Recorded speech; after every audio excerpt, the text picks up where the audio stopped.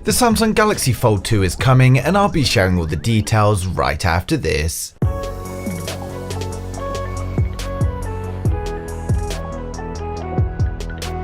If you're new here and want to stay up to date with the latest tech, please hit subscribe followed by the bell.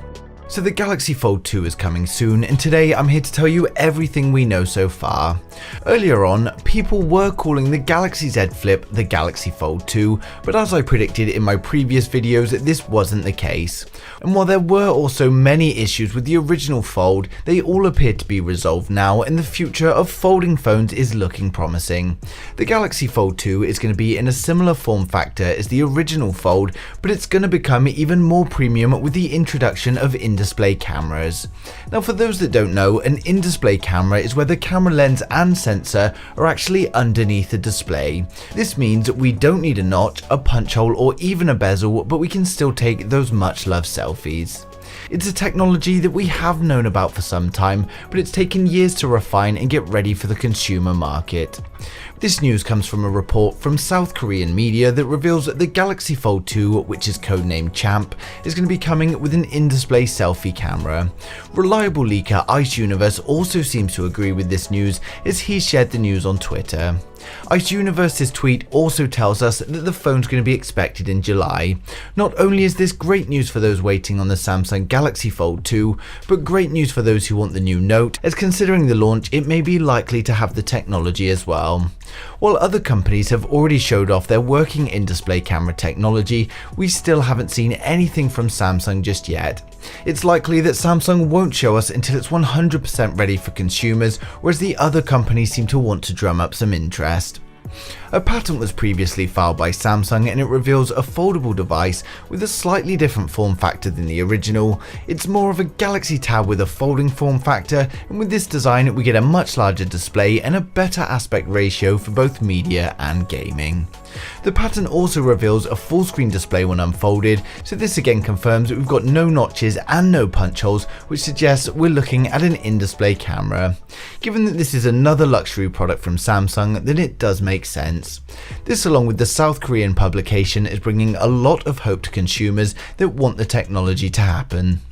The whole design of this folding device is aimed at having a tablet with portability, so it's going to be designed to fit comfortably in pockets but still provide a large enough display.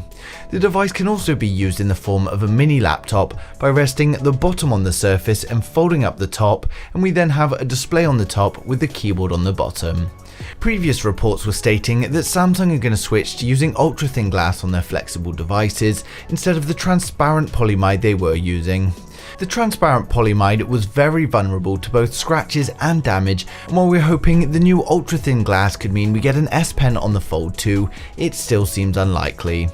The latest Galaxy Z Flip is actually using this ultra-thin glass, and thanks to Jerry Rig Everything's teardown and scratch testing, we can see it still scratches very easily and can even be scratched with fingernails.